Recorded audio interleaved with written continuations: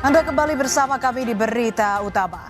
Kriminalitas kian merajalela, tak hanya merampas harta tapi juga mengancam nyawa.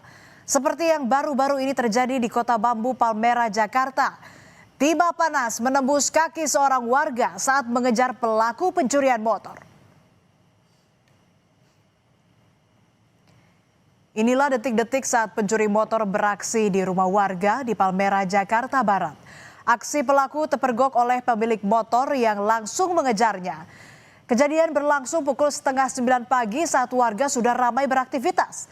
Melihat kejadian itu, seorang warga yang sedang berjualan di tokonya ikut membantu korban. Keduanya berusaha membekuk pelaku.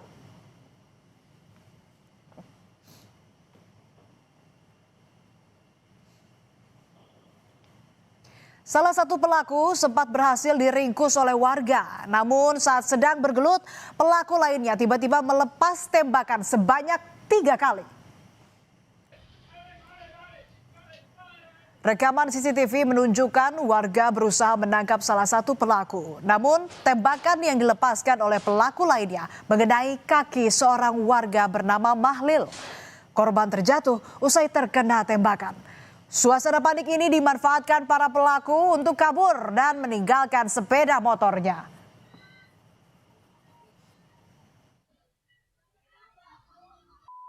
Sempat terjadi perkelahian ya. Nah itu pelaku sempat mengacungkan senapan esensi juga. Nah jadi mungkin untuk menghindari hal tidak diinginkan akhirnya dilepaskan begitu saja. Inilah wajah kedua pelaku pencurian motor yang menembak warga di Bambu Selatan, Palmerah.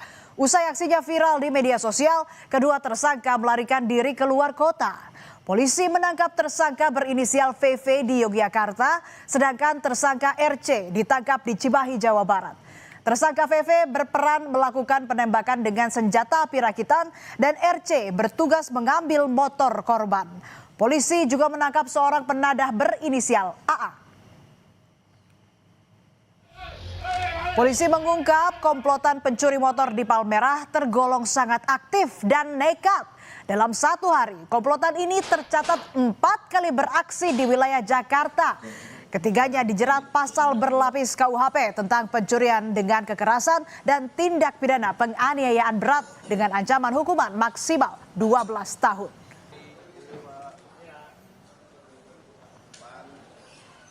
Dari tangan para pelaku, polisi menyita 2 pucuk senjata api rakitan dan 12 butir peluru, 1 set kunci letter T beserta 15 anak kunci, dan 7 unit sepeda motor hasil kejahatan.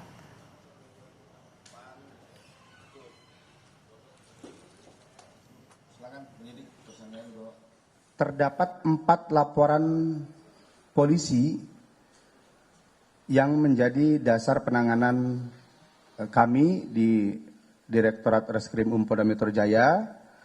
Kemudian juga kami masih mengembangkan karena masih ada keterangan 19 laporan polisi lain yang dilakukan oleh kedua pelaku tersebut 3 bulan sebelumnya di wilayah Jakarta Barat maupun Jakarta Timur.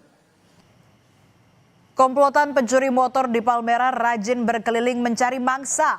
Pada hari kejadian, komplotan ini berkeliling sejak pagi mencari motor yang terparkir. Tak hanya di Palmerah, komplotan ini juga beraksi di Tobang, Tanjung Duren, hingga Duren Sawit dalam satu hari. Polisi juga masih mendalami keterlibatan para pelaku dalam kasus pencurian motor lainnya. Kondisi Mahlil, warga yang menjadi korban penembakan oleh komplotan pencuri sepeda motor di Palmerah, telah membaik. Mahlil sempat dirawat di rumah sakit dan mendapat 5 jahitan di kakinya akibat luka tembak. Korban menceritakan saat kejadian ia sedang melayani pembeli di tokonya. Lalu ia melihat seorang warga sedang mengejar pencuri dan hatinya tergerak untuk ikut membantu meski sempat ragu. Naas bagi Mahlil karena tembakan yang dilepaskan pelaku mengenai kakinya.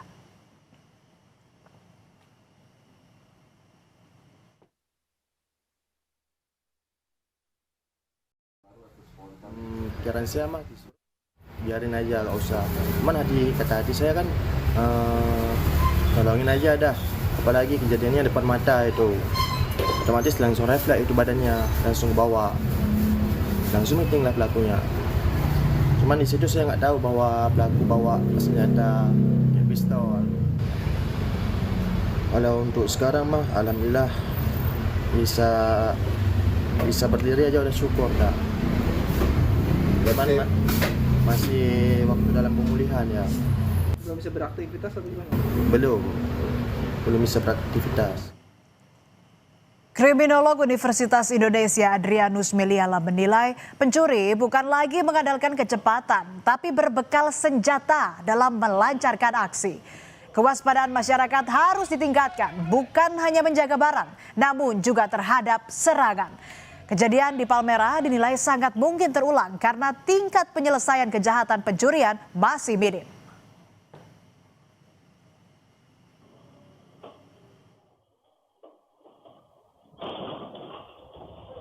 Menurut saya atau dari data yang ada pada saya tingkat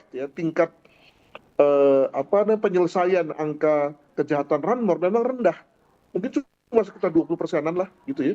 Nah jadi untuk supaya kemudian kita tidak kecil hati, maka memang sebaiknya kita melakukan berbagai macam upaya dalam rangka pencegahan ataupun melakukan berbagai macam langkah-langkah yang bersifat cegah ya pada saat kendaraan kita hendak dicuri.